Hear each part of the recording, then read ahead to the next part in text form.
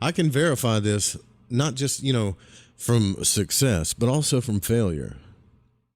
And most of the time, when we're traveling the interwebs, we want to talk to people that have succeeded, right? And so when we don't want to get advice from people who've seemed to fail at stuff, right? Why would we want to do that? But most of the people that are in success in their life, whether it's, I don't know, money, relationships, or they're following their purpose or whatever, have failed along the way. And that's where they got their wisdom. That's where they got all of this stuff from to begin with. So when you've rode the wave, so to speak, like that phrase, hey man, what are you doing? Just riding the wave. That wave becomes something entirely different when you can tap in to this other part of yourself. This is why I stress so much about the phantom double, the out-of-body experience, playing with the hypnagogic state, dream interpretation, lucid dreams, things like that, because the synchronicities get kind of insane. And the real crazy part is I have had so many synchronicities in my life, as I'm sure you've had as well, that when I talk about them, to other people it seems as if, well, it's just like some kind of coincidence, right? But no one knows how powerful these things are as much as you do. It's being able to convey the message. And I think to wrap up what I'm saying, Chris, the way he was able to convey the message of what he went through from start to kind of finish there was amazing. It was really cool. So this is what we're going to do. We're going to wrap up the Conscious Explorer, or Explorations in Consciousness, with Frederick A. Ardema. And then tonight I want to talk about some scientific things that I think kind of prove how spirit, what we call spirit, I actually believe it's something entirely different, but what we call spirit, how it works towards the flesh, and why. We'll get into that, though, in the later parts of the show.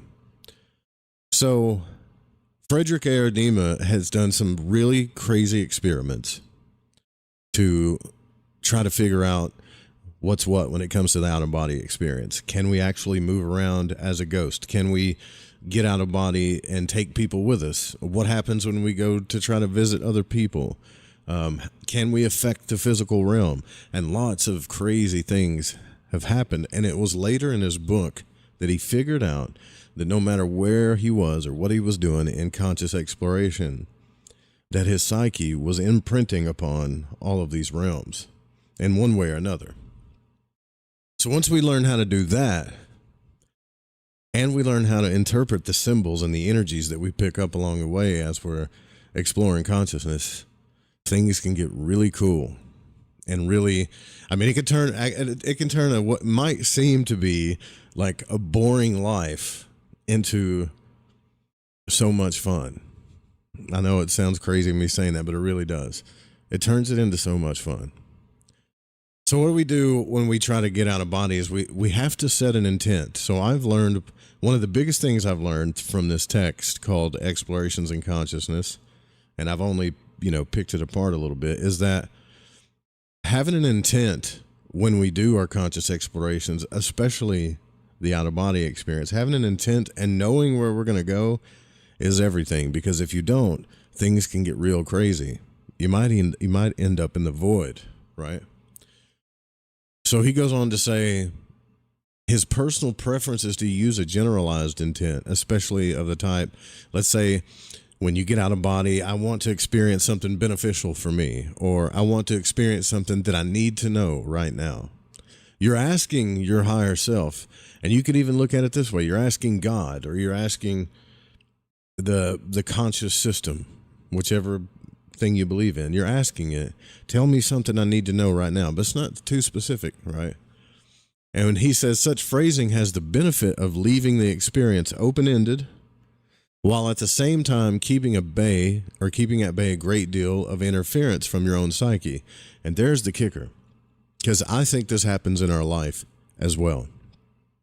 So, a lot of people used to tell me, if you really want to manifest something, you gotta really narrow down that thing that you want. Be specific about what it is you want. Okay, well, I can tell you what happens when you get real specific about what you want. I think it's, I don't know. I mean, I think it's a good thing to know what you want, exactly what you want. But here's the kicker. If you have some I guess, like some shadow stuff that you haven't worked out, when something you're trying to manifest is super specific, the shadow stuff tends to come out a bit more, I don't know, I guess you could say more intensely, more focused. It's not even more focused. It seems to create more chaos. So what he's saying is, and I'm talking about real life, not even an out-of-body experience. So I'm just mirroring what he's saying, but he's saying you are in effect relying on your own non-conscious total self to decide what's best for you. And that right there, whether you believe it or not, is the best thing you could do for yourself. I know it doesn't sound practical at all. But I'm asking some of you, if you don't have to do this, you make up your own mind, but some of you to have faith with me here that higher self, that higher you, it's you, the holy guardian angel, whatever you want to call it. This thing knows beyond the shadow of a doubt what your soul and heart truly desires. And when you start going down this realm of conscious exploration, you start realizing, man, I really thought I knew myself, but the older I get, the more I realize what I don't know just about me, not the mysteries or the big questions, but just about me. So when we depend upon our higher self to lead the way, or the unconscious, or that thing, the voice in that realm to guide us, maybe we don't have to be so specific. Because he says you are, in effect, relying on your own non-conscious total self to decide what's best for you. In contrast, though, a specific intent tends to bring along a lot of expectations. That's generated by the superficial mind, including mistaken ideas about how a particular problem needs to be solved. For example, if you have anger issues and expect to enter some sort of scenario in which your temper will be tested, do not be surprised if the actual solution is something entirely different. You might be guided to the root of that anger only to discover that the problem was not about anger at all, but rather about the underlying emotions. Could be hurt, shame, guilt. In that sense, there's some sort of higher intelligence operating inside of your personal field. And we talked about this the other night, your personal field of consciousness, right? So, with an open-minded intent, though, open-minded, not like, I'm having a hard time defining this, but having an open-minded intent, even saying things like, man, I want to be happy, I want to be abundant, I want to be loved, I want to love, I want to give abundance. That's pretty general. It's not specific like, I want to be the CEO of a Fortune 500 internet company or whatever. It's not anything super specific, but you're asking your higher self, show me the way. Show me the signs. Show me the way. Help me unlock my own heart, because, for a long time, I've tried to make up my mind about what my purpose is, and I'm so lost about my purpose, or I might need someone else to help me find my purpose. But your heart and soul already knows it. It's just locked deep down in there. And a lot of times we get focused on little bitty mundane things that we think are really big things, but we don't understand ourselves truly yet. So it's a good thing to let our higher selves lead the way. This could include mistaken ideas about how a particular problem needs to be solved. And when you do a specific intent, which can be super useful at times, don't get me wrong, I still do sigils all the time for, certain things. That's right, purple pencils, I am that I am. That's the best thing you can be all the time. I am that I am, right? But good stuff, man. But I still do sigils for specific intent. But you know what? The funny thing is They work really, really well when I forget about them. When they don't hold so much importance in mind, right? When I really don't care about the result, even though at the time I might. But if I'm living a life that's like an adventure, instead of living a life like it's a problem or a stressful situation that needs to be solved all the time, pretty much anything I come in contact with, I can let go a lot easier. I hope whatever I'm stepping in, you're smelling that one, because I think that one's important. So, so when you use a specific intent, which can be useful at times depending on the situation, what Frederick R. Dima is saying, he's saying try to initially limit yourself to relatively minor issues or problems. That way it'll help you build up your confidence. Because you don't want to start out doing sigils or setting intent or trying to manifest massively big things in your life that really aren't that big. You're just thinking they're that big, that mean the world to you. If you start out setting intent, if you really want to get specific, okay, and you start out manifesting relatively minor things, but you're not so invested in them, like it's a problem that needs to be solved, or if it doesn't happen, you're going to be so upset, right? If you do that and just keep doing that, right, like this thing will build up confidence. You'll see the process. You'll see natural law, how it works. The thing comes into manifestation. It absolutely looks like a coincidence every single time by the time it gets here. And no one's going to be none the wiser except you. And no matter how much you run your mouth about it and try to prove to people this stuff, because I did that, right?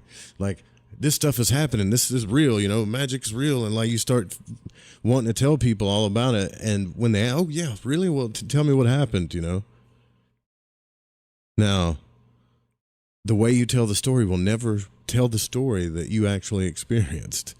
It's funny how that works. So you become comfortable with it after a while. You'll also find yourself in the position to do what he calls mindscaping, which involves the direct manipulation of out-of-body environments. Now, this is where it gets really cool.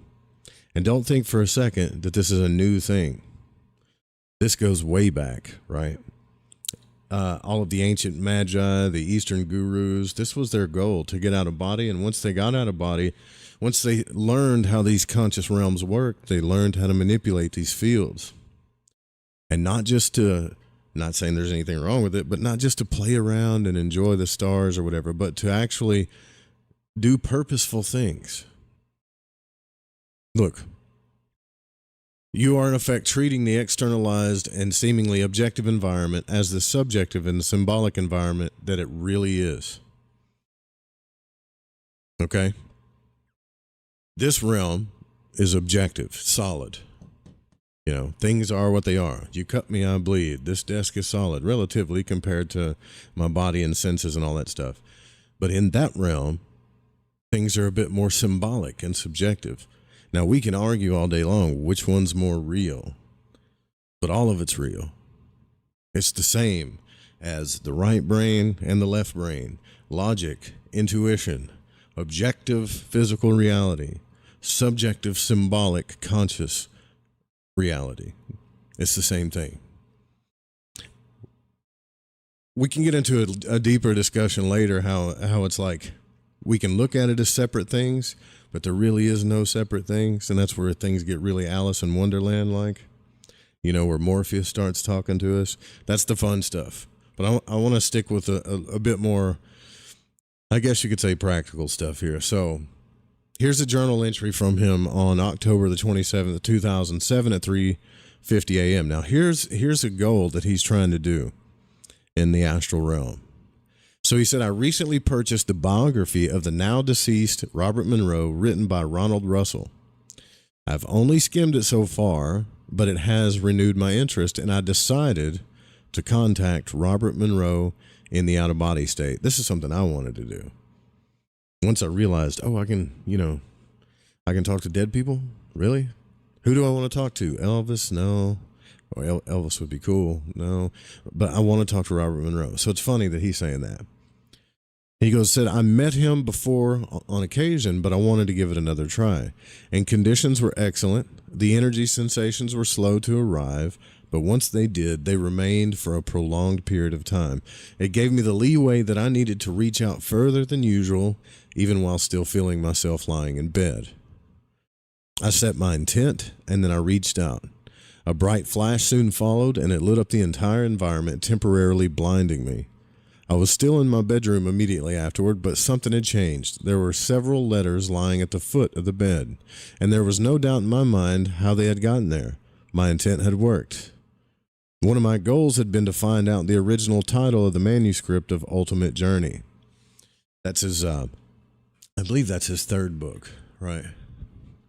So I'd recently heard that it was different from the published title, and rather than try to find out what it was through regular means, I thought it would be an interesting way to get some validation if I could obtain the answers from Robert Monroe himself.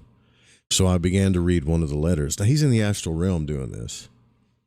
For a while, the text appeared to be written in Spanish, which I don't know how to read, of course. There's the block, right? Why would his psyche be putting it in a different language? That's actually him doing that, blocking himself. There was also an accompanying picture with 3 entangled gorillas that soon captured my attention, leading to a zooming in effect that clouded my awareness. I remember what he said about setting a specific intent, okay? One of the gorillas held 2 smaller gorillas, giving the impression of a family. And I then noticed a piece of English text, apparently in reference to the picture that started with the 3, and it reminded me a bit of the 3 wise monkeys, embodying the proverbial principle of see no evil, hear no evil, speak no evil. I didn't get much further with this letter, even if it did contain the answer to my validation attempt, his intent that he set on finding to get validated that what he said, the text was different. I could make no sense of it, so instead I began to read the other letters lying on the bed. These were a little bit easier to read, and they were completely in English. Now, I read through them quickly, not trying to memorize the details, and I remember kindness and warmth in one of the letters. Monroe expressed his willingness to help me, and I wasn't sure that he would help me since he was not in the room, so I figured I'd better get out there so that he could. I walked up to the window and stared into the darkness to help distract me from my surroundings. Again, there was a bright flash of light. I no longer was surprised at how effective the transition was. It really did feel like an outside influence. And I'm not that good at navigating consciousness. It's funny he says that, right? He even admits, I'm not that good at navigating consciousness. But I was swept away from one environment to another. And each environment, there was something for me to, quote, work out. Now, one environment stood out. It was an underground metro station, and usually the characters I meet are chatterboxes. There, none of them wanted to talk to me. They were actually rude, either ignoring me or looking at me with annoyance. And it was as much as you would expect real people to react if you were to approach them in an actual metro station. You're like, yeah, dude, what do you want? The environment disappeared as soon as I had noticed this, as if that were the purpose to begin with. The pace was very fast. I never stayed long in each of the environments I encountered, nor were any of the issues that complicated as if I'd already dealt with them. But meanwhile, during all these encounters and environments, the presence of Robert Monroe could be felt in the background until eventually I heard his voice asking me. So he's in the OBE state, and he hears Robert Monroe's voice ask him to reach for Focus 27. There was no bright flash this time. Instead, I heard him say, "Focus on my voice."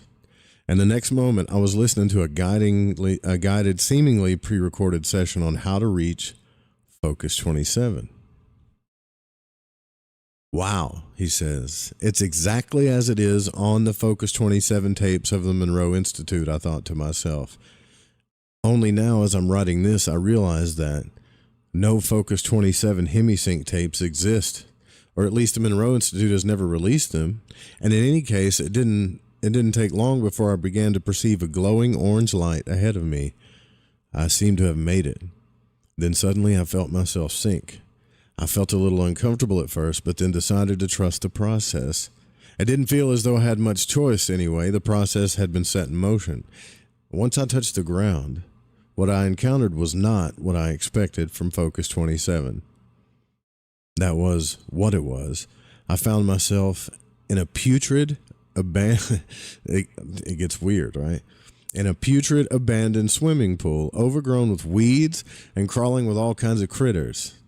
There were insects, spiders, small alligators, and many other nasty life forms I couldn't even identify. I spent some time avoiding the critters, and none of them were large, but I didn't want them crawling into my pants or onto me, and luckily the water level was only ankle deep, so I managed to keep them off me fairly easily, but why on earth did I end up here? So see, already, as he's exploring consciousness, he's got this specific intent to meet Robert Monroe. He's getting some of the stuff that he wants, the specific intent, some of the signs. And I mean, this is how it works in life too, but it works a little bit faster in the astral realm. So he's getting some of the signs, and yet now he's in this like nasty ass swimming pool. That don't even make sense. That's nothing at all what he was trying to do. Why is that there? There's always something in our psyche, in our, I guess you could say, shadow. It doesn't matter what realm of consciousness we're in, whether we're in dreams, OBEs, and the physical reality, we're always projecting our psyche into the world, okay? Into our, whatever we're observing, all right? He said, what is this place? I'd been expecting something different from Focus 27. We need to get rid of the parasites first, the ones attached to you, he said calmly. Now I was concerned. What are they? Here we go. Y'all ready? Addictions. This is so, like Chris, if you're listening, like this is so freaking synchro. Addictions. Just addictions related to physical life. Whether it's substance abuse or whether it's a psychological addiction to an idea, it's really all the same. Everyone has them. I looked at the repulsive critters crawling on my feet. The disgust on my face must have shown. Monroe looked amused by my reaction. This here is not much, he said. Some people only get it to ankle deep, but if you look carefully at my life, you'll find that I had quite a few myself. I was unconvinced as the normalcy of the situation. I wanted to get rid of them as soon as possible and immediately began to concentrate on my surroundings. And I'm not quite sure why it worked, but the environment began to clear up just by concentrating on it. The parasites dissolved into thin air, the rot and weeds disappeared, and the swimming pool filled up with clear blue water. And then, as if to finalize the act, families with children came out of nowhere, jumping in the pool and having fun. Happy with the result, I walked up to Monroe, but before I got too close to him, I was thrust back into bed. I didn't even have a chance to ask him about the manuscript. So that whole story, look what happened.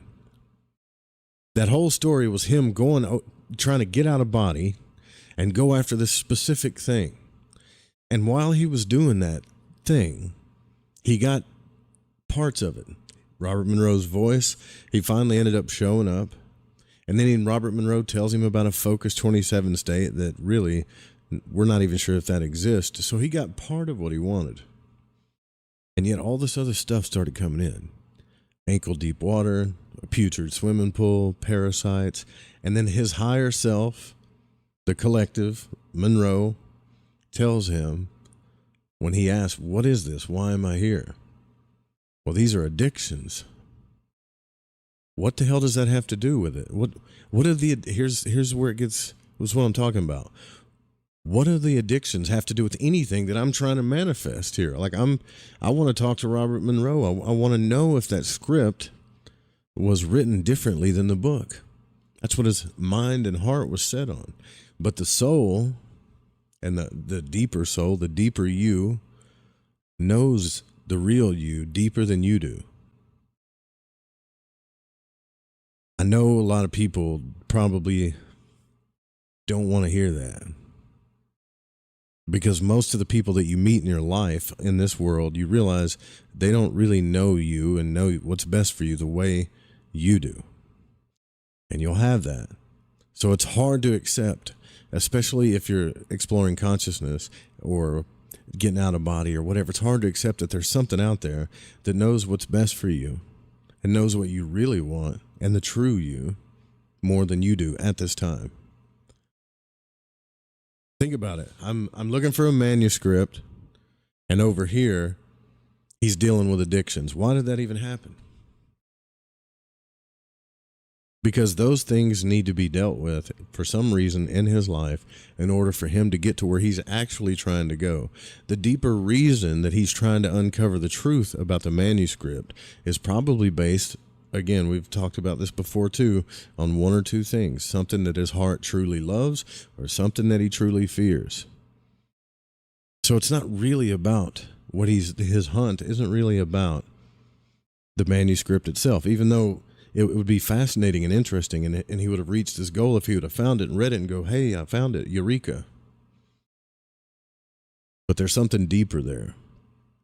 So just like the flip of a coin, when we're here, we deal with little mundane things, and then when we go into the conscious realm, our higher self wants us to deal with deeper, true things. Now, what kind of an analogy could you use with something like that? If you think about analogies, I think when I think about what he's talking about, I think about like a tree, because I always go back to like farming, right? A tree is in the light, like it's in the light. It gives off specific fruit depending on how well you took care of it, but it also depends the fruit of that tree, which is where we are now, life. Let's just think about the tree as life and the fruit that comes off the tree. Depending on how well we took care of the roots, right, is how good that fruit's going to be. The type of seed we planted, how deep the roots grow, and all that stuff is how good that fruit is going to be that we're really after in this physical life. Well, if you look at the ground and everything beneath the soil as the void or the shadow, and you don't do that work, the fruit that you're really after isn't going to be that ripe. It's not going to be that great.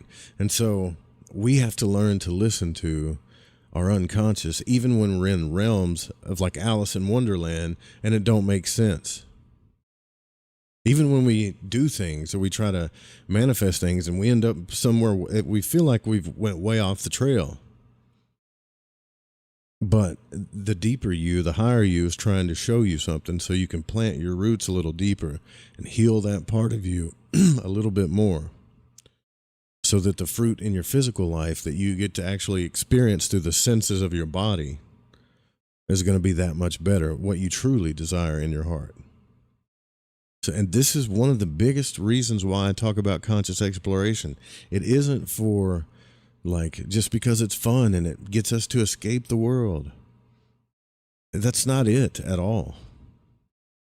Being able to do these things naturally, as I feel like we naturally can, because I'm the biggest reject in every sense of the word in my life, and I still feel like naturally I can do these things sometimes. Get out of body, meditate, pray, It's all really important.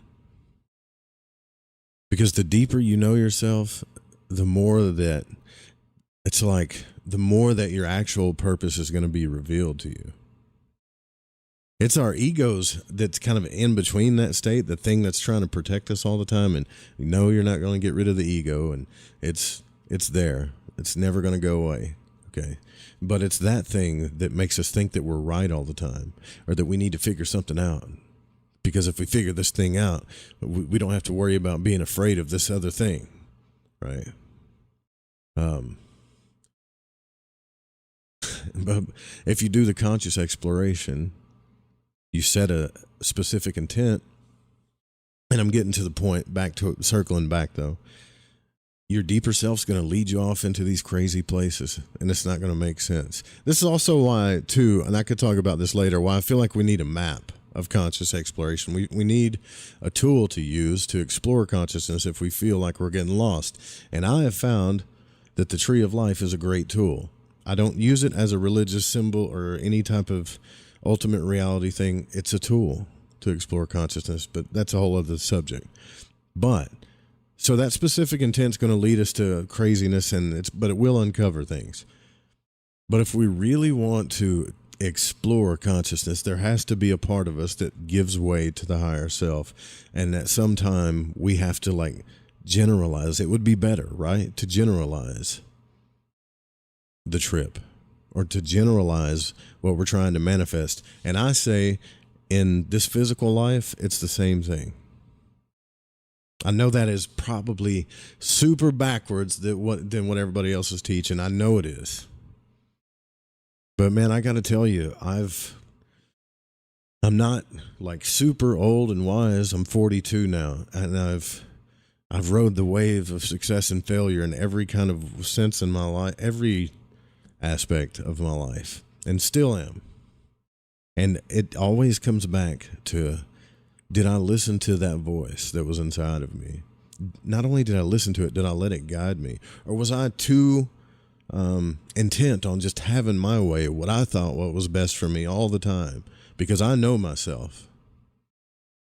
But I'm trying to tell you, man, like, you only know a part of yourself. That part, and that part that really relates to the body, the five senses. To really deeply know yourself, you have to let go, and it's scary. But it doesn't have to be. You could say, look, before you go to sleep, when I dream, show me abundance. Be like real general. Show me what my heart thinks abundance is. Not take me to where all the money and cars are, or all the whatever you think abundance is, all the water and trees, whatever. Don't be specific. Just say, show me what abundance is. Take me there. Make a mantra out of it. Use some symbols. Talk back to your higher self.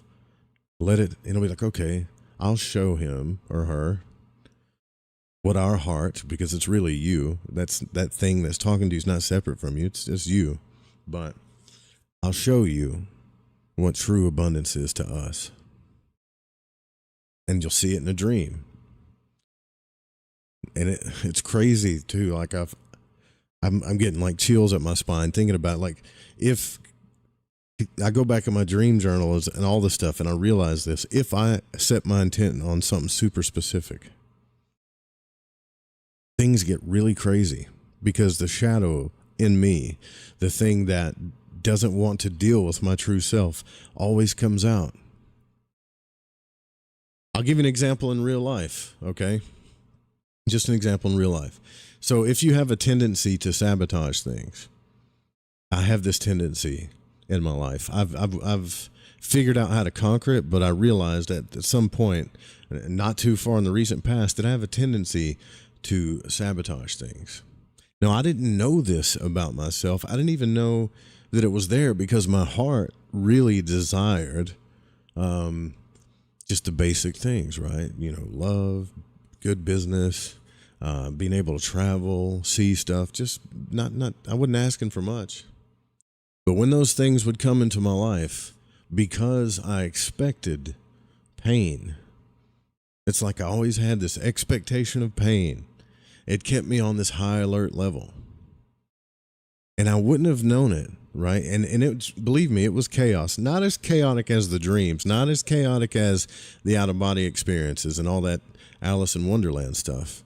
But if I would have took the time to let my higher self do that work for me in those realms, I may have not had to deal with this in real life. I may have actually seen it.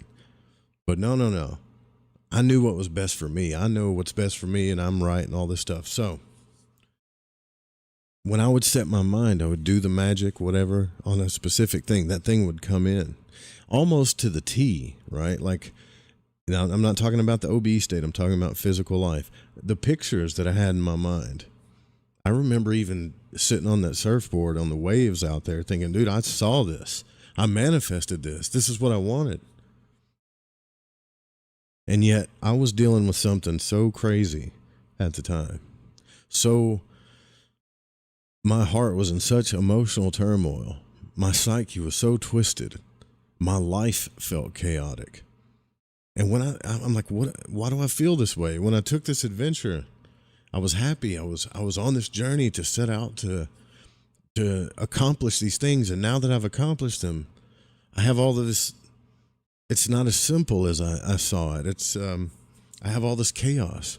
I can't really tell you the personal details, but you could take a few stabs at it and you'll probably be right. Things came into my life that were sabotaging to me, but I was also sabotaging to them. So my higher self was being projected into this place, right? But it wasn't really my higher self telling me what I really wanted. It was my higher self showing me my shadow. And we think, well, you just made the wrong decisions, or you took the wrong business, or you picked the wrong partner. You really didn't do anything wrong per se.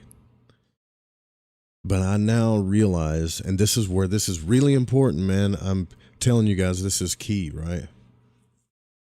If I would have took the time to let my higher self lead me, even when I was having those like visions back then, and say, you know what, let me back up a little bit. Because I think I really want this thing, because I know how I feel when I think about it. I know how I feel when I say it's my purpose. But if I would have took the time to back up and say, you know what, and just generalized and said, show me love, show me abundance, show me adventure. What does that mean? What does that truly mean? Not me defining it, telling it exactly what I want. Show me. I think I would have seen a lot more and been able to deal with the shadow and do a lot more stuff in those realms of consciousness, and then would have really manifested something great for me. I could have healed in that realm. I hope I'm making sense. So when this guy goes to, just like when Frederick Ardima, he goes to do something very, very specific, but his heart really, really wants it. Man, Journeys Out of the Body, or was it? No, it was Ultimate Journey. I heard a rumor that this script wasn't the same, and if there's another script, man, I really gotta see it. So I need to go meet Robert Monroe, and I need to find this script. And as he's traveling in the astral realm to find the script, he does meet Robert Monroe. He does talk to him. He hears his voice, but his symbols of his addiction start showing up, because I'm going to get kind of, we call it woo on you here, because love is a real thing. Love is so deep, and it's like the deepest mystery. That real you inside of all of us, that thing that connects us all, but that higher self, that real you, loves you so much that it'll give you what you want, even when it knows you really need and want something else, even when it knows you don't really know who you are yet. And it'll warn you about the shadow along the way, and you'll ignore it because you know what's best for you. No matter what, you'll ignore it, and then that thing will show up in your physical life, just like it did in his astral world. So wouldn't it be better to find this stuff out in our astral world? And if you don't believe me on this, if you're a proficient OBE traveler, if you're actually getting out of body, or even lucid dreaming, I don't care like what method of conscious exploration it is. It really don't matter to me. But just do this as a test. See the difference. Set an intention for something super specific, and then see every little thing that you do to block it. The chaos of the blocks that come out. It may not for you, but for the most part, if you got something in there that's kind of stinky, or it's not truly authentically what you want deep down, it's going to get projected in there. Do it a few times. And then the next time you go to do it, be more general, be more open. Smaller, more general words, like, show me, for instance, I had someone tell me about lucid dreaming the other day. He said he doesn't even worry about chasing women, right? I said, I don't even worry about chasing women, because when I lucid dream, I can have any woman I want. And I'm thinking, really, that's why you're lucid dreaming? Not judging, but if that's what you want, go for it. Well, something in his soul wants to feed this passion thing, this desire. So maybe he should, and I even told him this, I said, maybe next time before you go out, set an intention to, and ask your higher self in a way, you can do it however you want, and say, show me the fulfillment of deep passion. And maybe he might find out that what his heart really wants, passionately wants, Might not be. It might be. But I bet you his higher self will actually show him the truth of what he really desires through symbolism if he just opens up and lets it guide the way a little bit. So then he goes into, so then Frederick A. Ardema goes into mindscaping. And he says this is kind of similar to house cleaning, but this involves a more detached stance towards your environment. So rather than acting as a participant in the environment, you try to change the environment directly, either by simply concentrating on the changes you want to make or by rebooting parts of the environment. Now, this is pretty cool, right? This is kind of, matrixy stuff. So essentially, you're sculpting and recreating the environments around you as it happens. So in order to mindscape, you want to ensure that you enter an environment that represents a particular aspect of your psyche. I mean, come on.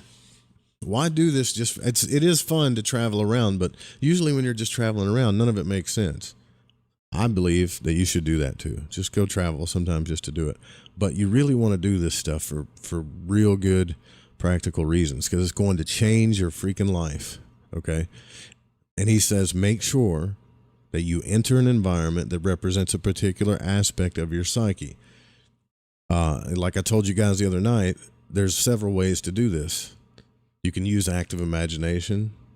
Gordon White's course on journeying talks about this. You can use lucid dreaming. You can do the OBE, doesn't matter. So this requires a specific intent relating to the aspect of your mind that you want to delve into. If you want to get really specific, though, you can hold an intent regarding the manner in which the environment will be represented. For example, a landscape or a city, house, or garden. And again, my own preference is to leave it open, thereby minimizing any interference, any gobbledygook that might come in, because I got too damn specific. And once that intent has been set, and after you have entered the environment, your first order of business is to assess the overall health of the environment. So now that you've become aware of this, and now that he's become aware of how this all works, now he's assessing it as it happens. And your immediate reaction to the environment provides the best clues as to the meaning of the environment. So try not to over-intellectualize your assessment of the environment. This is where we learn to build our intuition too, right? Right, the intuition, not the thing that's trying to figure stuff out and protect us all the time. Just the intuition.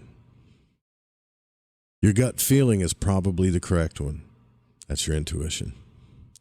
For example, if you see a desert landscape and it makes you feel, when you see it, it makes you feel empty and lonely, the environment probably means exactly that.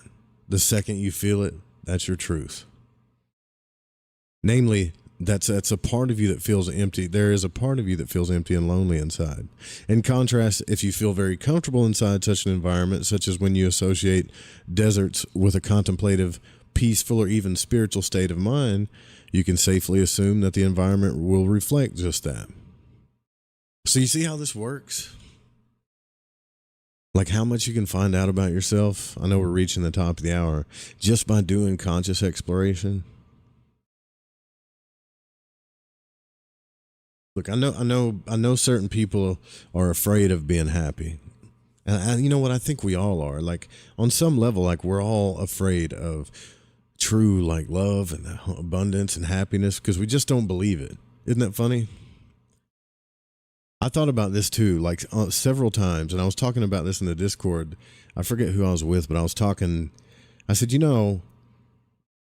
I go up to 99% of the people I talk to.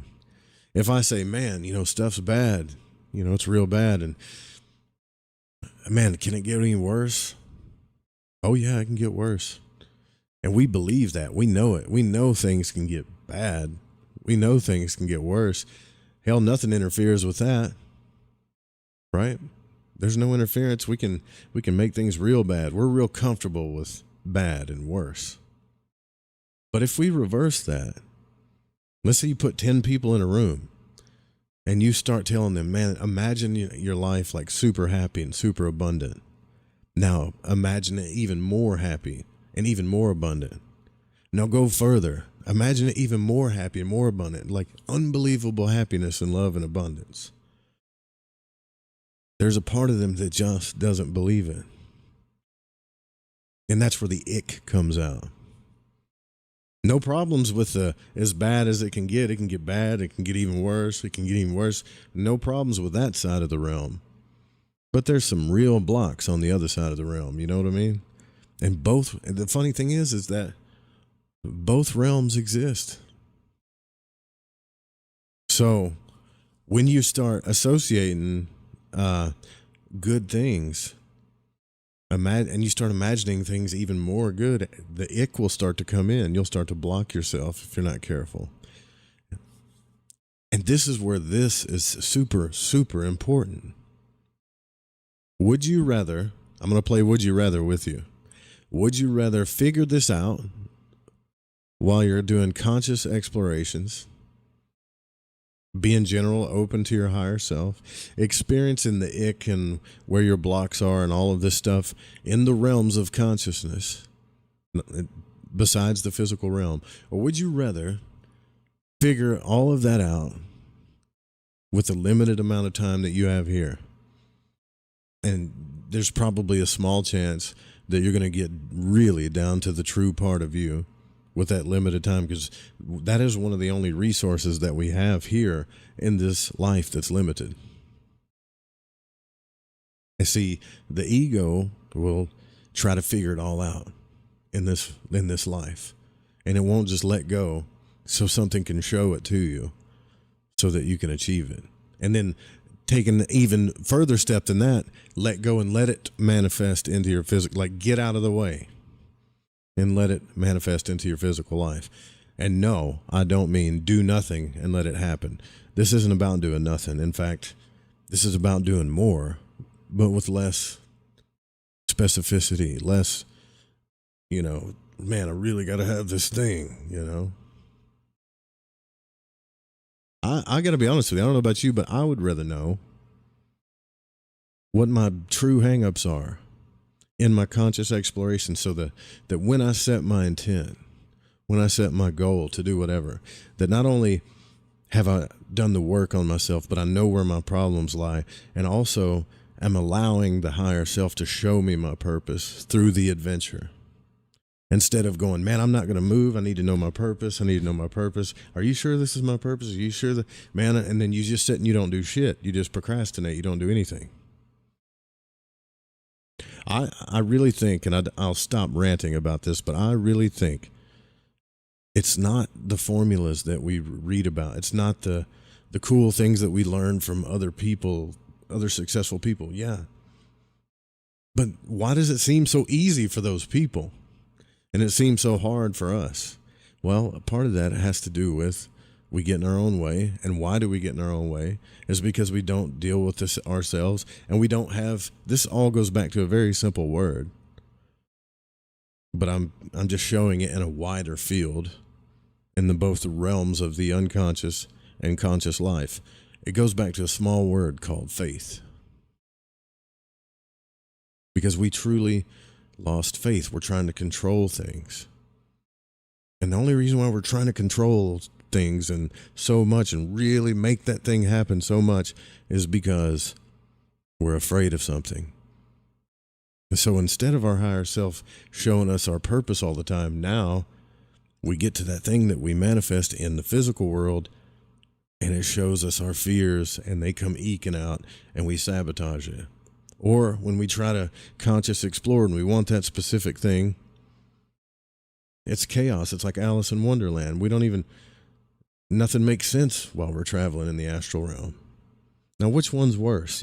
I already know the answer, but which one would you rather figure this out in?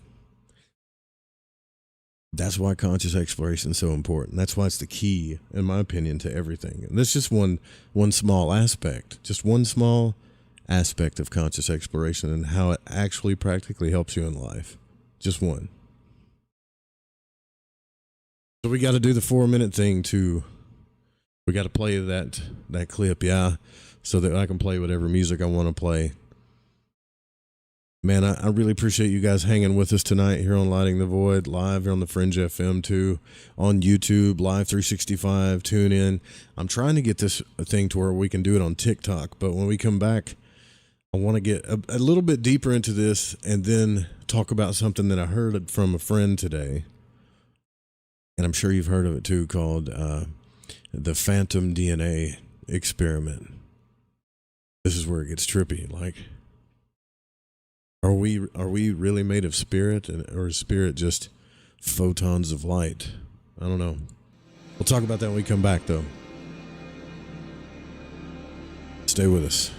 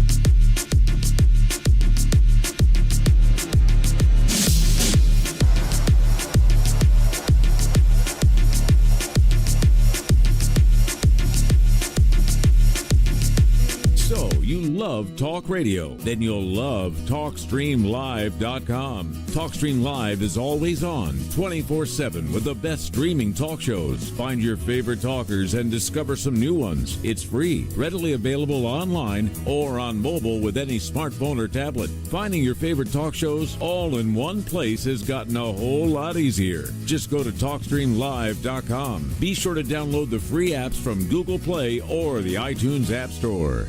Have you ever wondered, what do the stars say for me? Or, will the next month or the next year be more favorable? How about, are our two signs compatible? Each month, at the new moon, you can ask these questions live with me, your astrologer psychic, Mary DeCina, along with host of Lighting the Void, Joe Root. Join us at the new moon for Cosmic Conditions. We look forward to working with your energy. Every new moon at 7 p.m. Pacific, 10 p.m. Eastern, right here on Fringe FM. What I know about courage, I learned from my adoptive mom. She said sometimes you just gotta hold on and know we'll get through this. Mom, we are so high up. Hold my hand. No, you hold my hand. Here we go. Learn about adopting a teen from foster care. You can't imagine the reward. Visit adoptuskids.org to find out more. I learned patience from my adoptive dad. All he had to say was, "Hey, you got this. Just breathe." Hey, we're pretty good. yeah, Might have to start a band.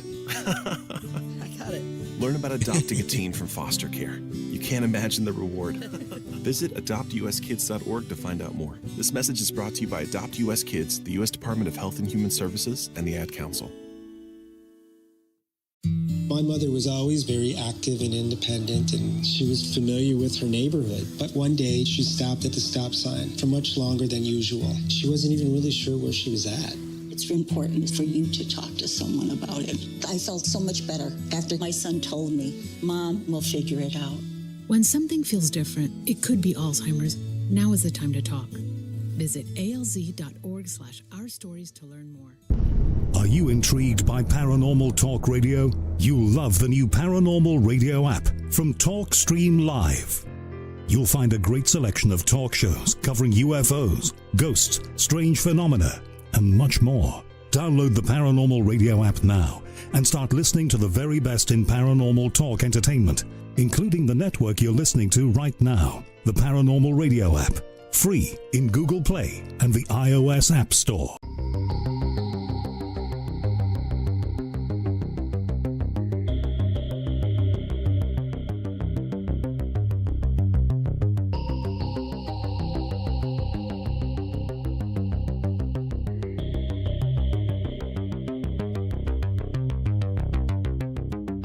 Tombstones climbing up the sky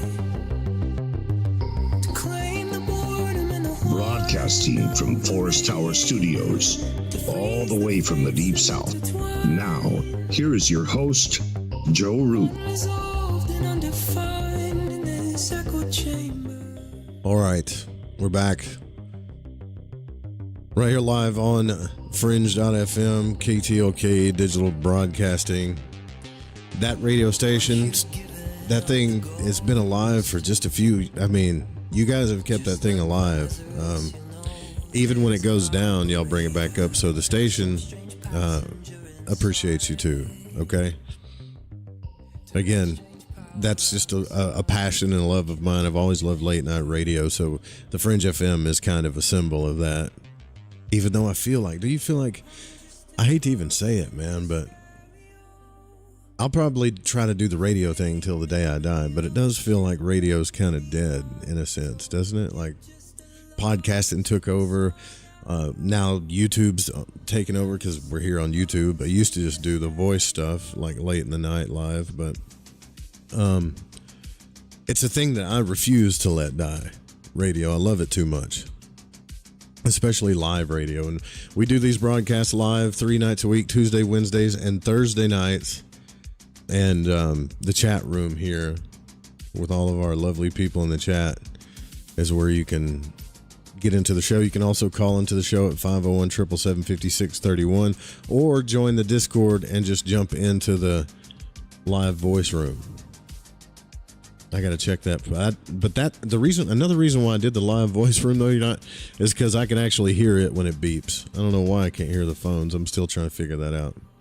So, long story short, what I wanted to talk, I kind of want to wrap up what I was talking about before we move on to the next thing. And the next thing, I actually had a whole plan to do a show tonight about the Dark Mother, but after talking to Chris, because I called Chris today, and we were talking about photons and light and all this stuff, it made me think of something totally different. So this is like a last minute switch up that I'm doing here.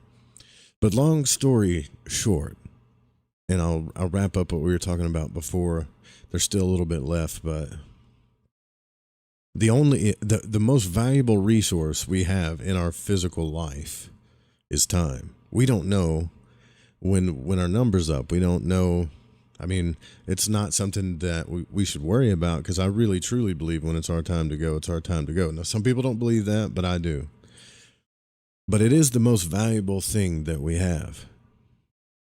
But we have this whole other realm that we spend half our lives in when we're asleep, when we're, relaxing, right? We could take 5 to 30 minutes a day and meditate or try to get out of body. And then we sleep for 6 to 8 hours every night. Well, most of us do. Some of us do. And that's half of our time. We should be, and your dreams are constantly trying to tell you, that's why they're so crazy sometimes, we should be utilizing the messages that we're getting. Carl Jung really, really talked about this too. Jung was, I can't talk about Carl Jung enough, but we should be utilizing this time to really, feel out who we truly are and why we're here in this individual person that we are in this body, this avatar, right? It doesn't have to be so existential. But what do you really want to experience while you're here in the limited time that you have as the individual that you are this time around? We could talk about reincarnation and all this other stuff, but the truth of the matter is you're here now, right now. This is what matters, this moment. So what do we truly want to experience? And I believe with all of my heart that it has everything to do with love, everything to do with love, more than we admit, more than we even know. And two, we need to, that our higher self knows it. Like it knows, it already knows. And when you were a kid, and see, you know this, if you really think about it, you know this. When you were a kid, you already were in communication with this thing. In some form or fashion, you were already like talking to it. But this is a scary place for a newborn baby that doesn't know what the hell is going on. And you got these giant figures that are loving you and guiding you along, so you're scared. So they know everything. They know everything, right? And then those people, your peers, and eventually all of these outside environments start kind of telling you what's real about this reality.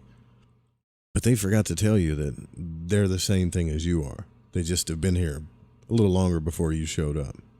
And this is what they figured out. Nobody ever says that. They start telling you, no, this is it. This is what this is. And then we lose that connection. Right? Some people never lose it, but most of us do. We lose that connection. The things that we saw when we were little, the things that we experienced when we were a kid, that connection we had that we were needing to tap into, that was trying to talk to us, we should have kept it. It's I believe it's totally natural.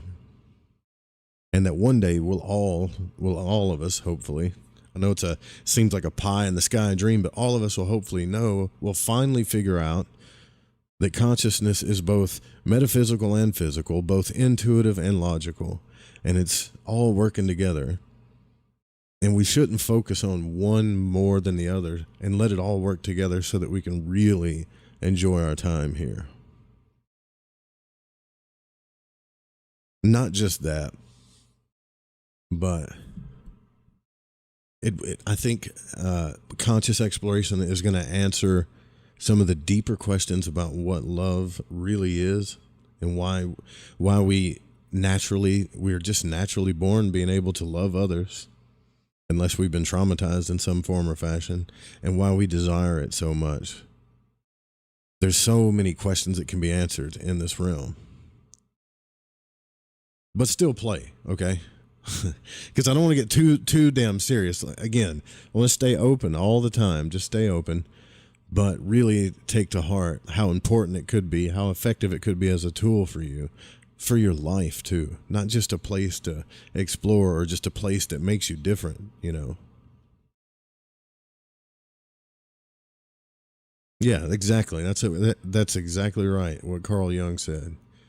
But he knew, man. He knew that was the key to everything. Until we make the subconscious conscious, it'll rule our life, and we'll call it fate. He knew it. Imagine I already feel like a weirdo talking about this stuff and it's 2025. Can you imagine the courage that guy had to have to talk about the things that he went through and what he was experiencing and his theories on what's really going on? You know, back then, I'm sure lots of people thought he was a weirdo, crazy, or whatever. But now Carl Jung is everything now, especially to us. So see, not only did he learn to let go and really talk to his higher self, but that higher self allowed him to leave something behind for the rest of us. Don't you want to do the same for your children, for your kids, for other people? I mean, yeah, play golf, eat food, have sex, eat, drink, and be merry. But there's something else. Don't you want to leave something for others? Don't you want to help? I do. And I feel like just even talking about this is important. But I know there's a lot going on in the political world. There's a lot going on with these airplanes and Trump and lots of stuff to be afraid of, right? I get it. But that stuff's always going on. It's always going on. But we are in crazy times, like Terrence McKenna said. So to wrap it up, now he's talking about mindscape, and so once you learn this place, like what's going on with this place, you can start to play with it.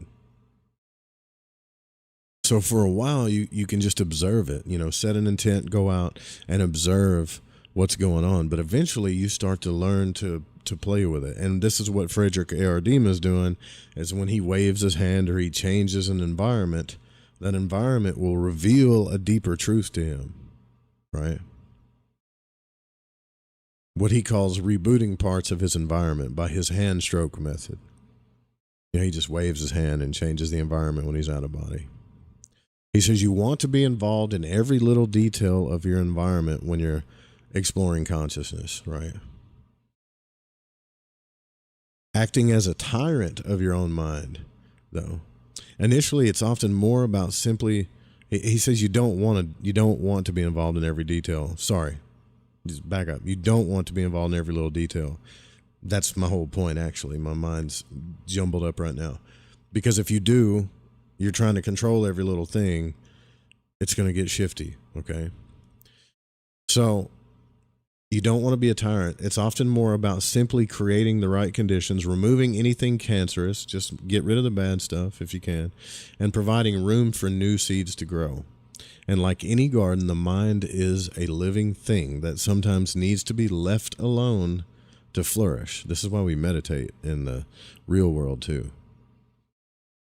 So if you take time out to meditate and clear your mind, and what, like Jesus says in the Bible, take no thought. The kingdom of heaven is in you, right? It's embodied in your flesh. And it's the most important thing, he said, but also take no thought. So if you do that in the physical realm, imagine how important it is to kind of lay back when you're actually out of the body.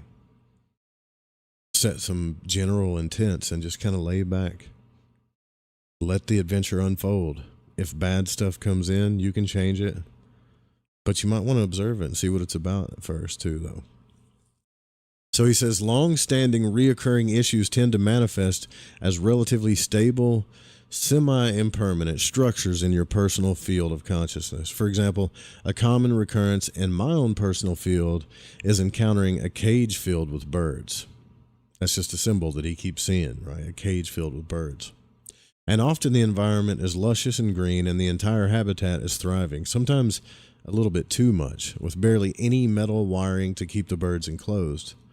And the birds are in excellent shape. They're vibrant in colors and diversity, often nesting and multiplying.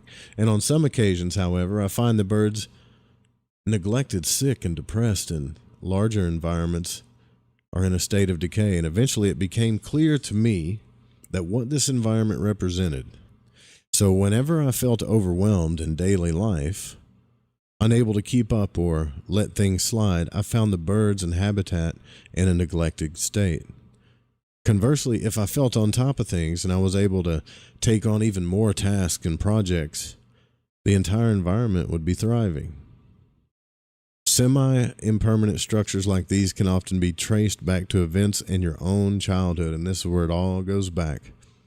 Right? That's where it all goes back to. For example, the bird environment originates from a period in my childhood during which I kept and bred a variety of exotic birds, and it required a great deal of discipline to ensure that they were always well cared for. And I managed to do so, and the birds were never neglected, but an awareness of the consequences of not taking care of them was always present. Now these days, though, the responsibilities and duties have changed, but the symbol remains the same.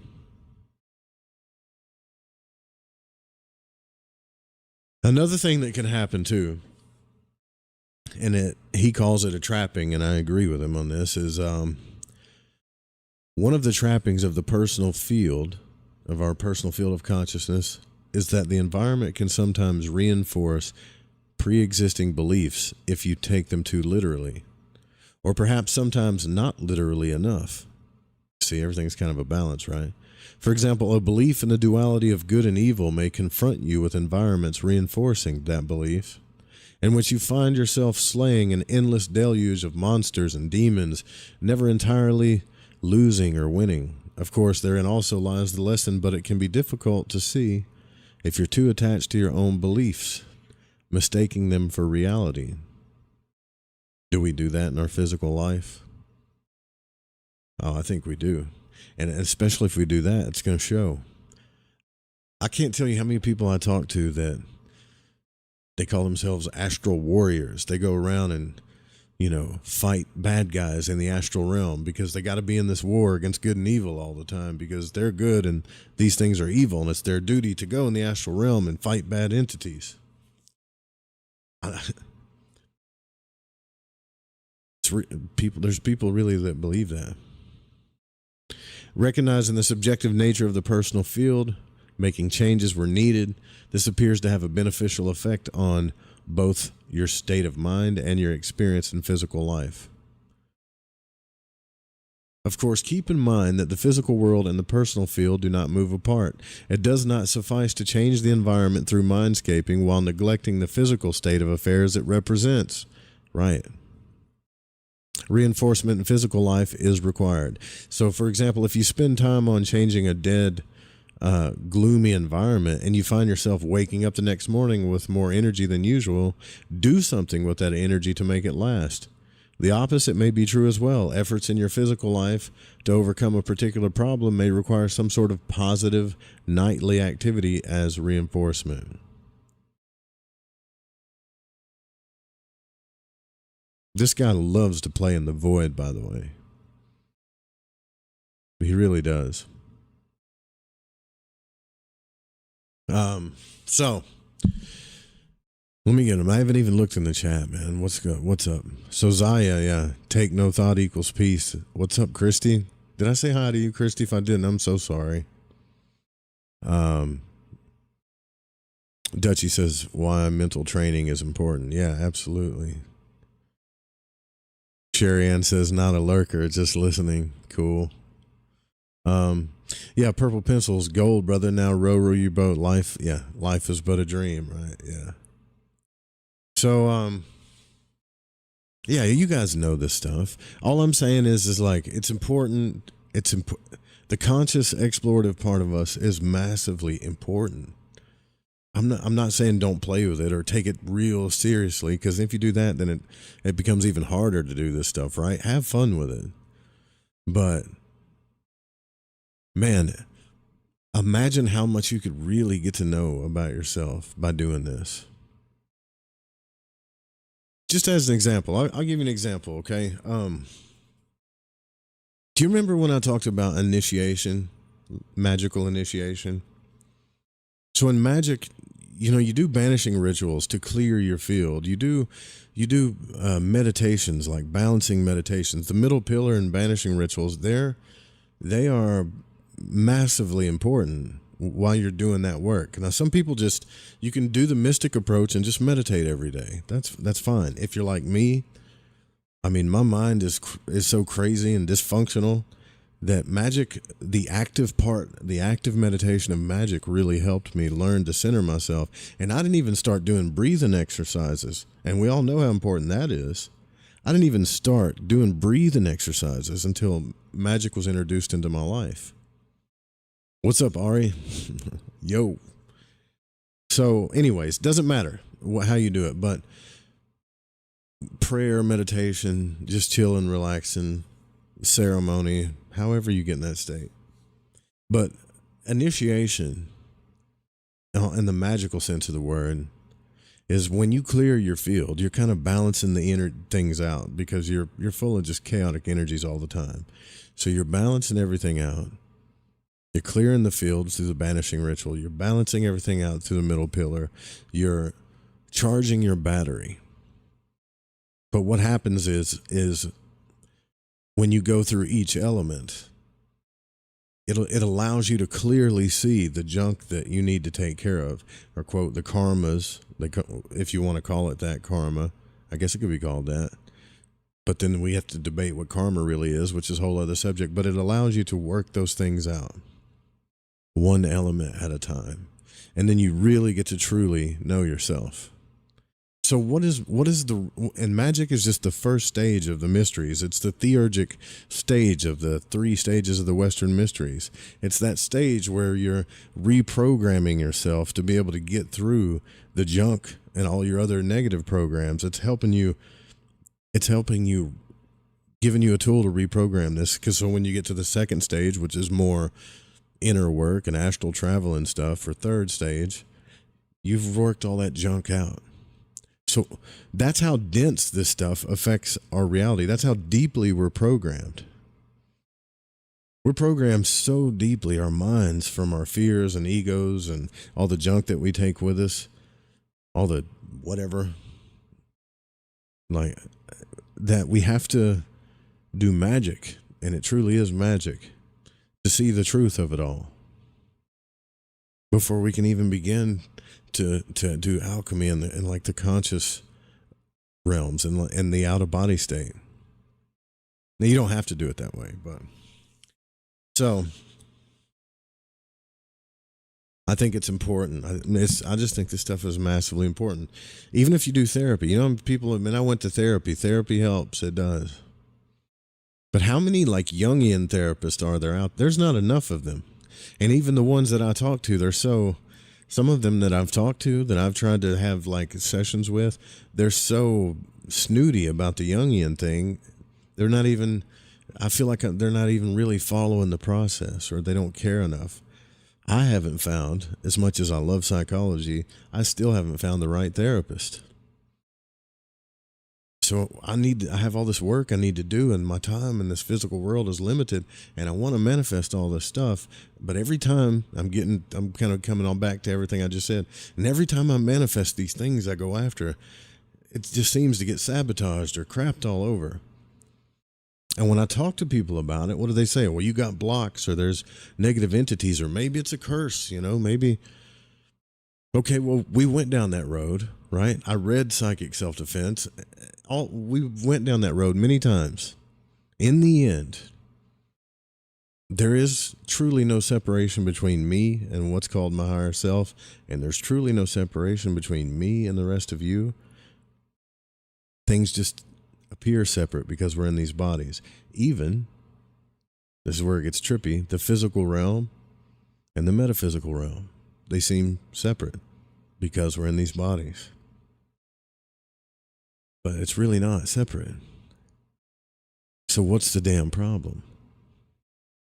The problem is that I've wasted half of my life sabotaging my happiness, and the other half, while the body's asleep, not spending my time wisely when I have the chance to really open up and let my higher self tell me all these things. Again, Zaya, thank you. That's why, and Carl Jung showed us all this stuff, you know.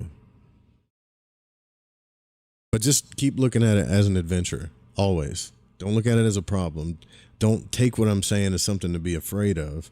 Matter of fact, this should speed things up.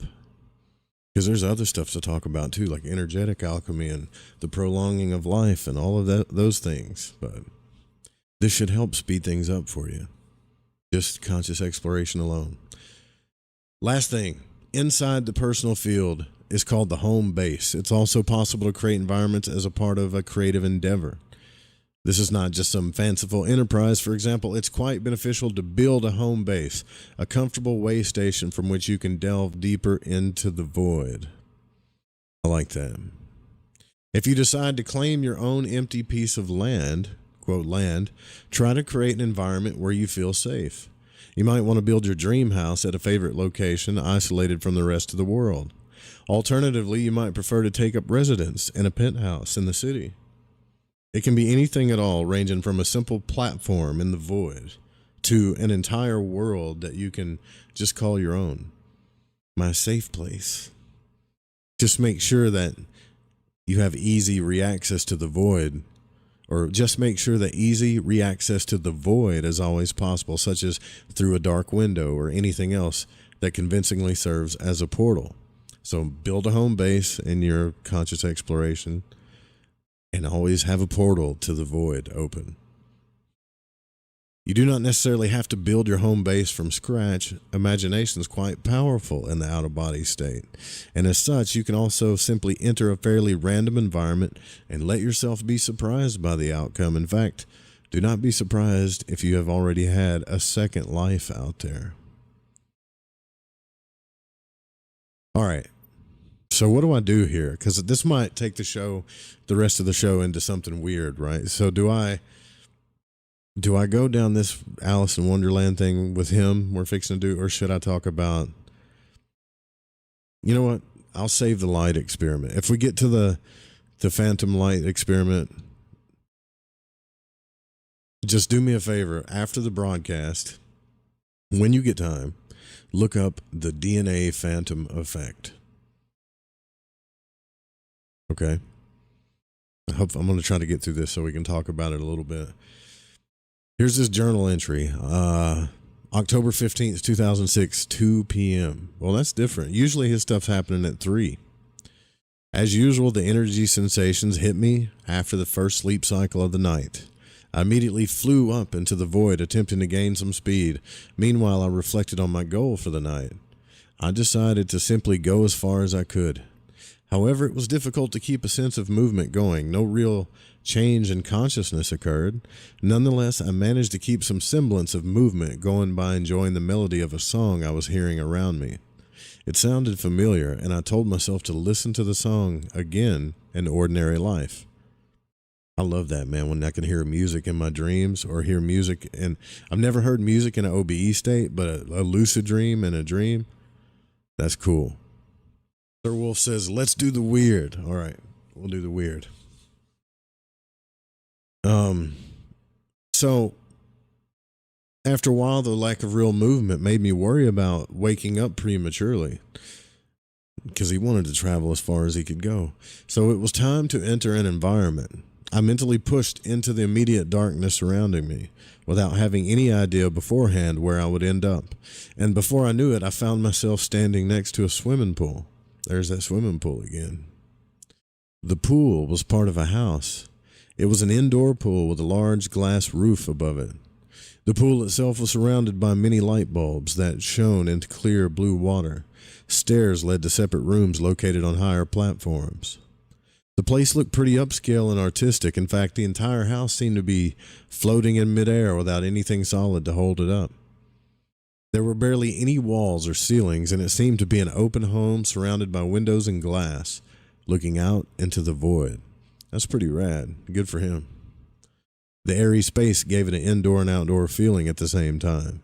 The swimming pool was in the lowest area of the house, and multiple interconnected platforms made up different sections of the house. Some areas were divided by curtains and tapestries, providing a bit more privacy than other areas, but still very accessible and open. The thought occurred to me that everything was exactly to my tastes. And then it hit me. I knew this place. I once had a very elaborate dream about this place and remembered writing a long journal entry describing the entire layout of the house. This was my place. Excitedly, I walked towards a staircase on one side of the pool that led to an elevated area of the house. But before I got there, a small blue card lying on a corner table grabbed my attention.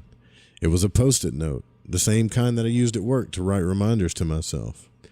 I picked it up and began reading. The note was an old reminder to work on a specific issue. In fact, I now remembered several dreams in which I had already dealt with that issue. They had all started from this house.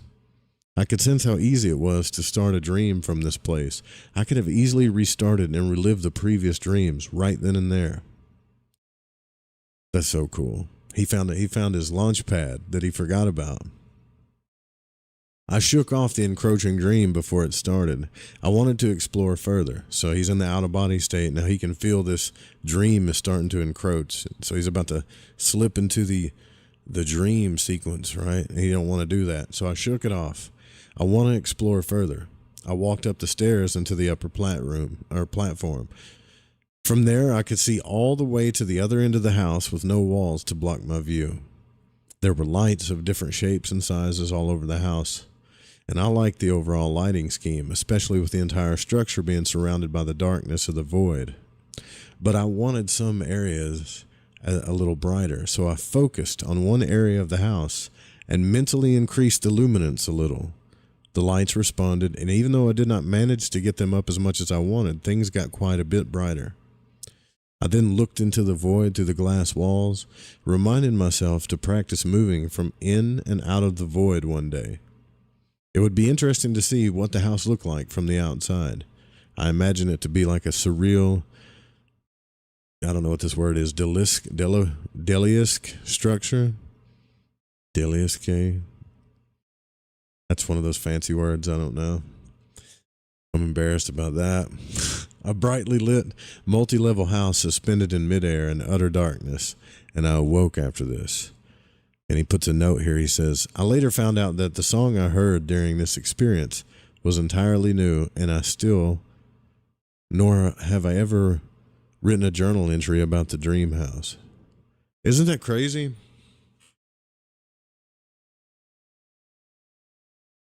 Isn't that crazy? That's so crazy. So he's in the OBE state.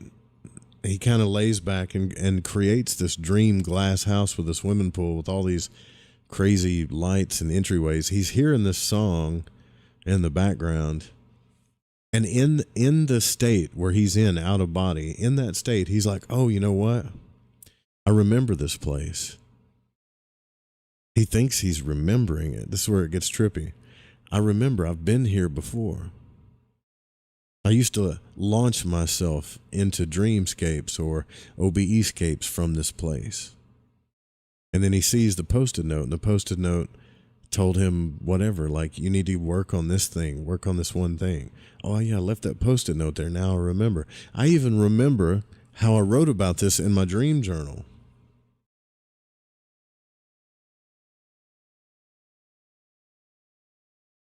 He found out after he woke up that the song he heard during his experience was entirely new. And it hasn't even existed yet, nor has he ever written a journal entry about the dream house. What do you think happened there? You remember back when he was talking about how he slipped into that alternate reality where he met his wife in another realm? This gets into some trippy stuff, okay? This is also another reason why we should explore consciousness, not just to make sure that we find our true selves and purpose and manifest stuff, which is a really good reason, more effectively, but also to really get to understand or try to understand the nature of consciousness as a whole and this quantum field. Because when I used to listen to Art Bell and what was that guy that came on? His name was John Teeter. I don't know if you guys remember John Teeter, but he would call me and he said, man, I time traveled. You know how you had these time travelers. I just think, man, it's so cool to listen to, but I know it's bullshit. But this is like a real time traveling thing, okay? A parallel reality that you can find yourself in. Both of them found, just hear me out, okay? This is where it gets weird. This guy found himself in a parallel reality with another wife where his cat didn't die. Not in a dream, while he was out of body. He slipped through some portal, found himself there. It sounds completely wackadoo, okay? Robert Monroe, same thing. He found himself actually living in another man's life with a whole separate wife, and they just, even in a different world where they had different machines and stuff. But he also talked about different decisions that he knew that he made in other realities while he was in that plane. Okay. It gets even crazier. I've witnessed people when they smoke like salvia, or they do, not salvia. Yeah, salvia. Ari Shafir. And I think YouTube took the video down probably because it freaks everybody out. But he only smoked salvia for, I don't know, like I just took a few big puffs, and then he slipped out and was just kind of flopping around on the table, freaking out, saying, help me, help me. Nothing he was saying was making sense for like 5 minutes. But when he came back, he was so like overwhelmed with the reality that his consciousness slipped into. He told Joe Rogan and all his buddies that he was in an entirely different reality, and that he had friends there. They were there, kind of like the whole Wizard of Oz thing. He had all that stuff there, And he was there for months. He felt like he was there for at least a month, months, I think he said. And he was only gone for 5 minutes here. And this is kind of why, like, another reason why I'm so interested in consciousness, because there is the aspect of our growth and love and really finding our true selves and what we really desire in this life and how it can really help us, and it really, really can. But then there's this other aspect that I find super adventurous that just makes me excited talking about it every time I talk about it. Just exploring the nature of consciousness itself, like what's really going on. And it seems to be some quantum entangled thing, not just with ourselves, but with each other.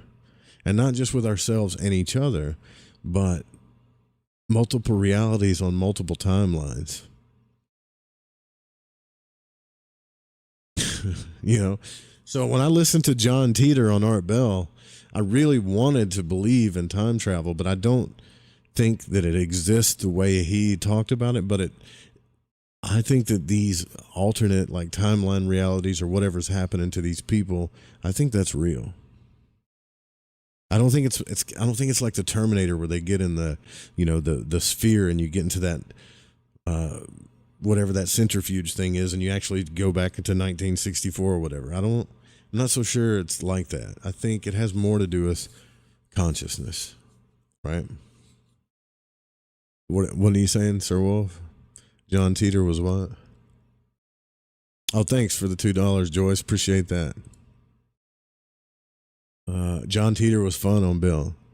Yeah, that guy was fun.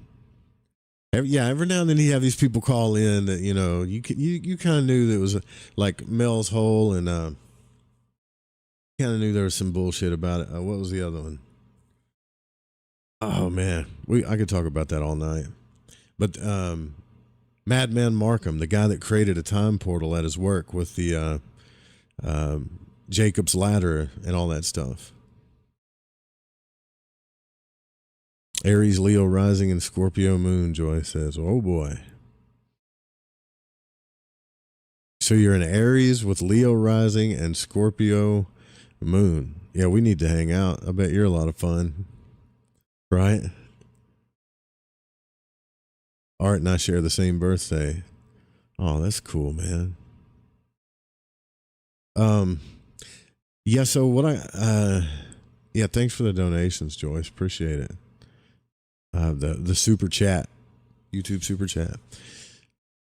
What I wanted to get into and kind of tease for next week, because I want to talk about next week on the program. Like, I'm inviting guests on and stuff, but I want to talk about this separation of light and dark, life and death. This thing that we think is like separate, and like I said, actually tonight I was going to talk about the dark mother, Kali Ma, what we consider to be the dark mother. You know, Kali Ma used to eat her own children, and what it represents, right? I know when you watch Indiana Jones and you got the dude pulling the heart out, right, and he's saying Kali Ma. It's all dark and scary, but what it actually represents, and then what light is, because I really think what we call spirit.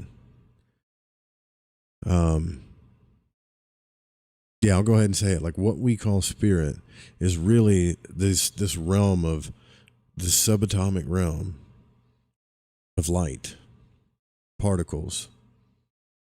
I think that's what we are. I mean, I could be. This is only a theory, and I'm not alone in this theory. But I think that's what we are. I think consciousness is what we call light.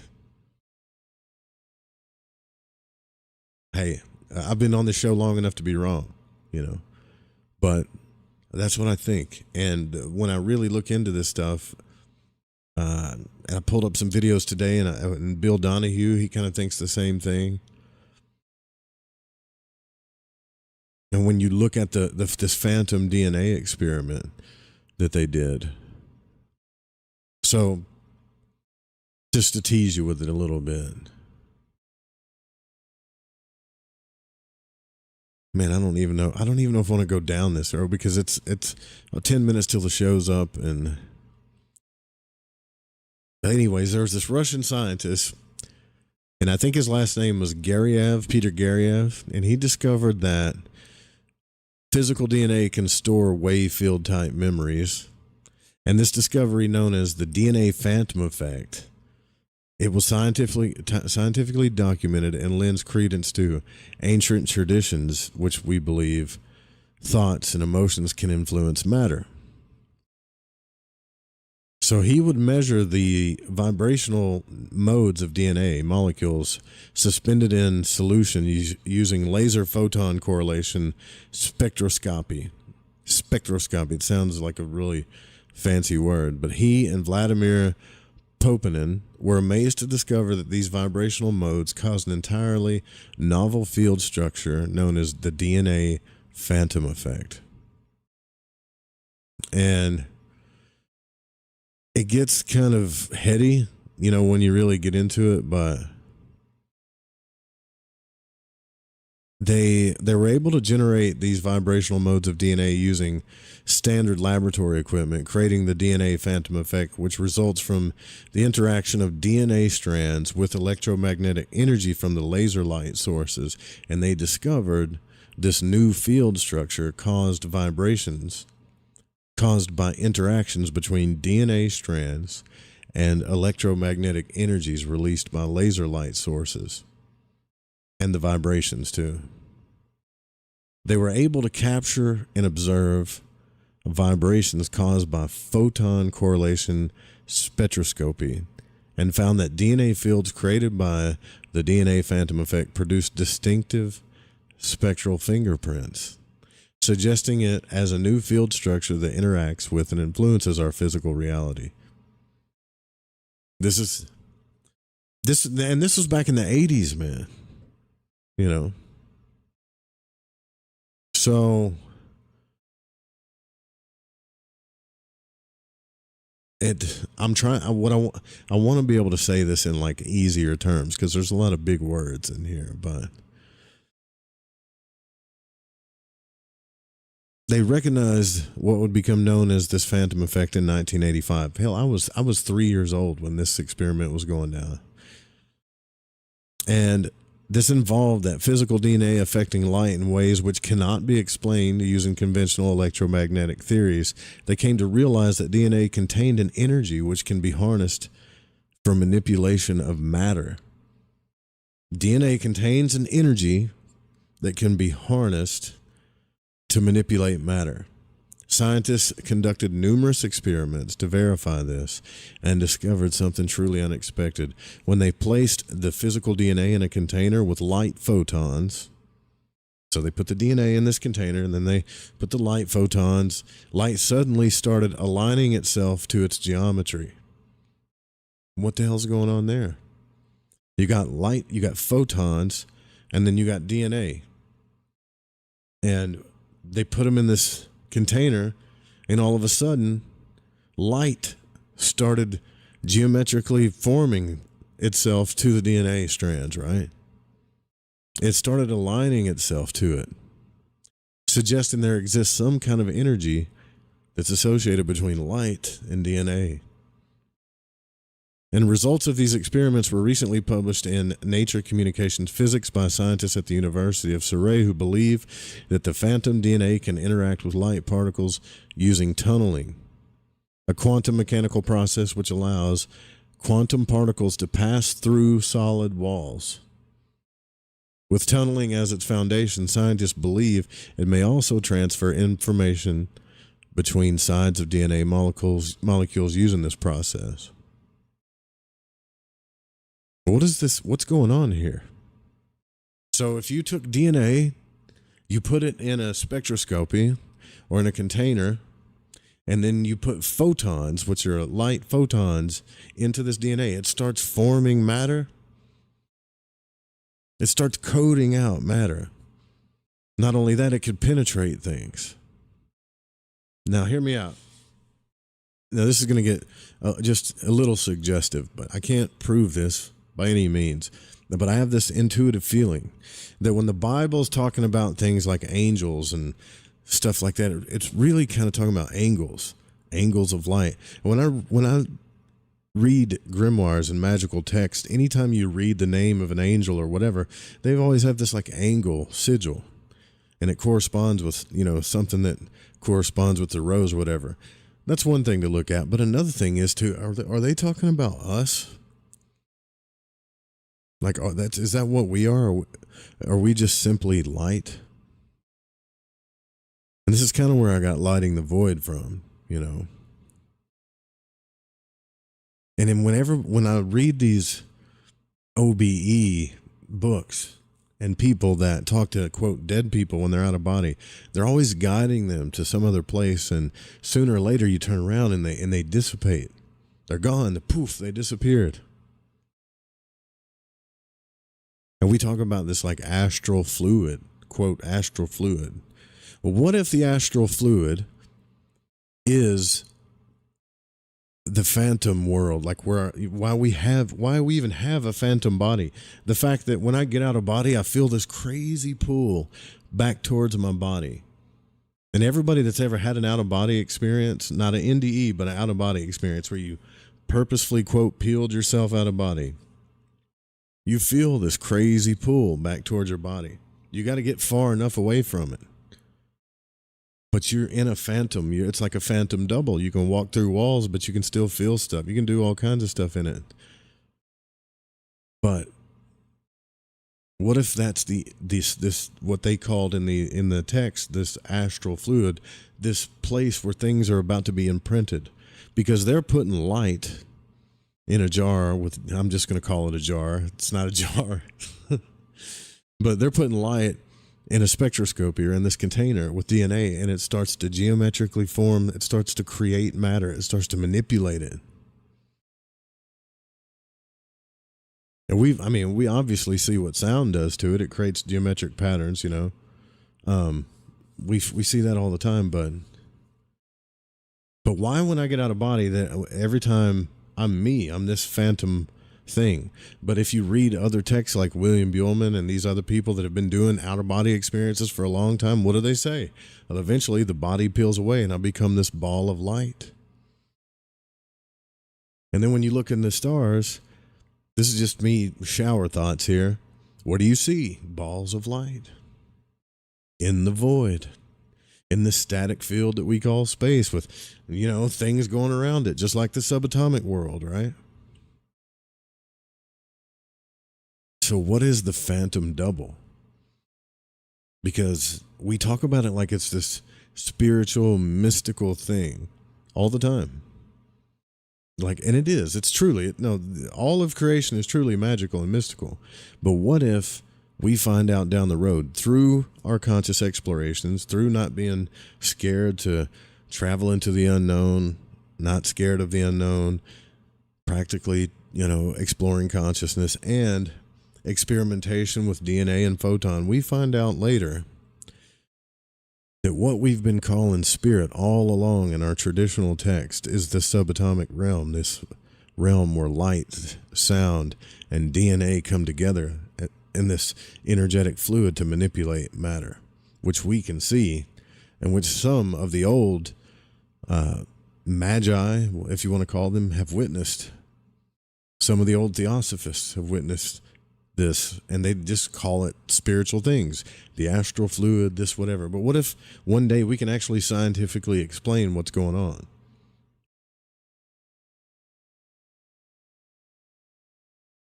I mean, all of the information that gets sent in the digital world, as above, so below, as within, so without, is now being transferred, for the most part, unless you live way out in the hell in the middle of nowhere, through light, through fiber optic strands, little threads of ones and zeros of bits of information. We're just now tapping into this realm. And just like everything else, if I was to take a cell phone back to the 1800s, which isn't that too long ago, they would say, what I have is a magical device. It's magic. Look what it does. I mean, you can not only talk to somebody that's not here, but you can ask it questions. They'd probably shoot me on sight, but to them it would be magic. And they'd write books about how it's spirit and So you know what I mean? You get what I'm saying. I think everything can be explained. Maybe there are some things that we're not supposed to know, but I don't know about that either. We call them mysteries only because we don't know them yet, but we're not going to find out if we don't explore these realms. And I love the fact that these scientists did this in the 80s, because that's a good sign. I don't know, they probably didn't come to the conclusion that I'm doing now. I'm sure they weren't even worried about getting out of body, but the more I read this article, and I really need to like do a whole show about it where I can kind of talk about it in a simple form, because there's so many different experiments around it and there's so many big words. But the more I read this, the more I think that that's what we were. We were just like a photon of light that came into this realm, found itself in a body. I mean, either put ourselves there, or we found ourselves there, or consciousness put us there. And the only thing that separates us, like that photon, it sits in the pineal gland, that ball of light. And now we got these avatars and these senses. We can live, we can do things, we can feel, this is great. And the only thing that separates us and from us and that snow globe of light, or the realm of light, or just light, is that how thick is the skull? Let me look this up real quick. I should have already had this pulled up. But how thick is the skull? It's 1/4 of an inch thick, right? So the only thing that separates us and from the realms of light, our light in our pineal gland or whatever, that little ball of light that we are, the only thing that separates that from the rest of it is just 1/4 inch of skull and brain matter. As soon as the lights go out, bam, boom, we're back. We're back into that realm. We're back into consciousness. There's the transition phase, of course, which I think is what this article is. The phantom. This phantom kind of DNA. You got regular DNA, you got light, and then you have this phantom DNA that seems to be imprinting itself upon what the actual physical DNA is, or it's like the blueprint. When we talk about blueprints in the astral realm, this could be something that's related to it. I don't know. I have to dig in further, though. I just want to tease you with that. And maybe we could talk about it next week. If you want to look into it, look into the, because Chris told me about it today, and I was like, dude, I got to check this out. So check into the phantom DNA experiment and really go through all of it, because there's multiple sides to it. And then think about what it's like when we have an OBE experience and kind of put those two together, It's just stuff's getting trippy.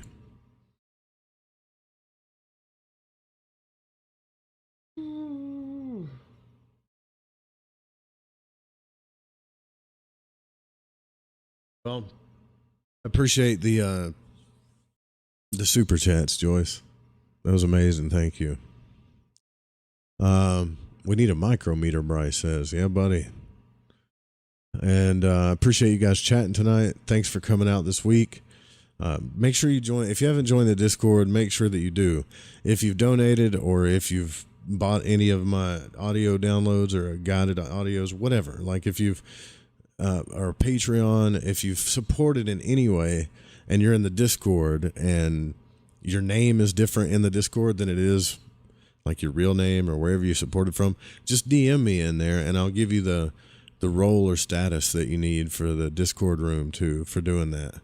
Because sometimes if you don't tell me who you are, I don't know. I don't know. But to see you guys in the Discord this weekend, I might hang out in the live there. I'm always in the live rooms, but we might do a movie again or something. But I'm sure everybody's going to want to go outside, because a lot of us have been iced in or snowed in. So there's another 3. Thanks, Joyce. And I don't know what to say. Thank you. Thank you so much. Appreciate it. I love each and every one of you guys, man. Good stuff. Night night, y'all. Sweet dreams. See you in the Discord, and see you next week.